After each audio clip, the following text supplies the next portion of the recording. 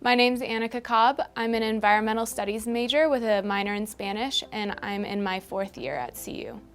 I always cared about the environment, and I had an interest in mostly science, but also in the social sciences, humanities, and environmental studies was a way for me to combine all of these interests and something that I felt really passionate about.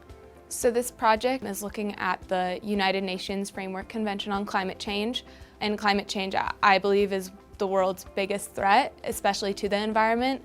And so looking at this institution is a way for me to look at how the world is trying to stop climate change and how we're trying to protect our environment. So in October of 2019, there were protests happening in Chile that were civilians protesting a raise in a subway fare, which ended up being a protest against inequality in the country.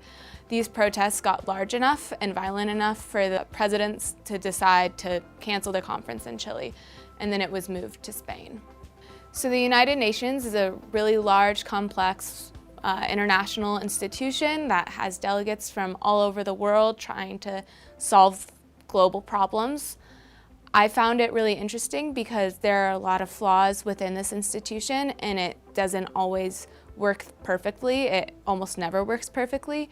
And so I wanted to understand more what was working and what wasn't working within the UN. I was really excited that this research project had been approved just because it was a dream of mine to go to a conference at the United Nations level, and being able to get the funding from UROP made this possible.